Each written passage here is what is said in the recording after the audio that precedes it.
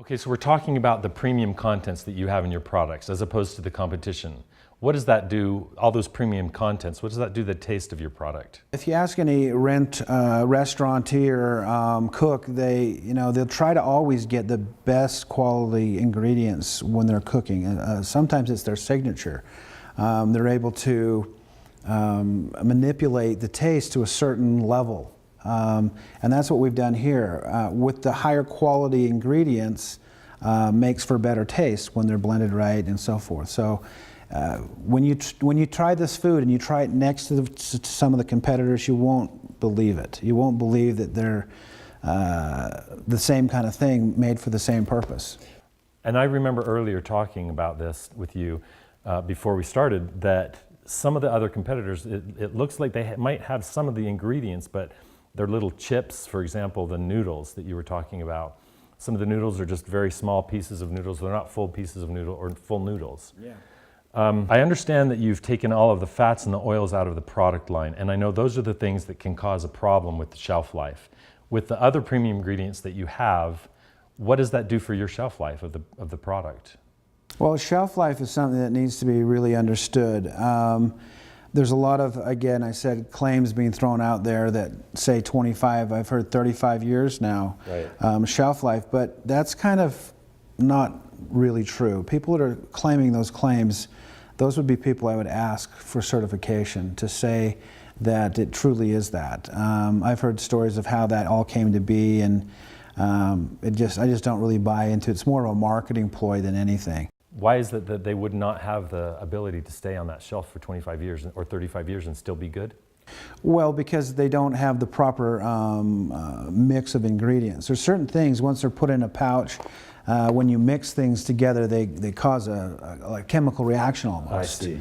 Okay. There's a couple different ways to package, and you'll see in food storage and emergency type foods, you'll see either a pouch or you'll see a number 10 can here. Those are usually your two methods. And there's pros and cons to each of these. The number 10 can is good if you're just putting in it, say, rice or wheat, a singular ingredient. You're not mixing things. No seasoning, no flavoring, nothing. Right. It's when you start mixing things and it doesn't work well in the can. So this is just a one product thing. This is a full meal.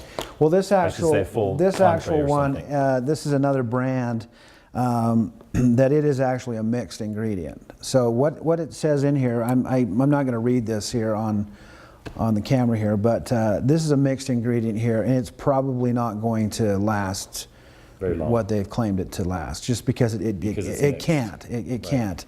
The way it's in the metal can, sometimes these cans get filled up.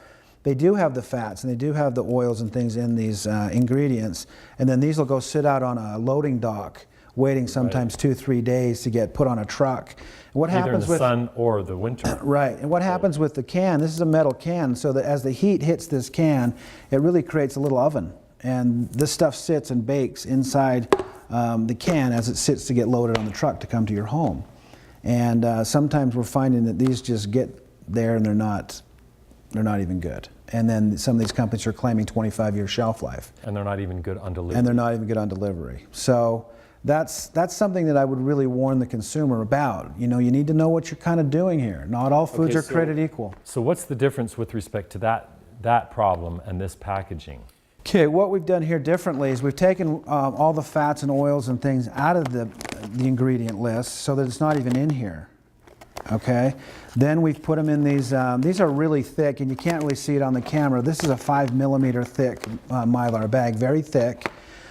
We've really over-engineered this bag.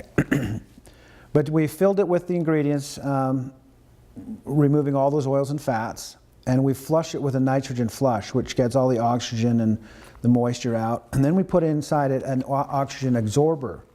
You've seen those, and they do those in the cans really regularly.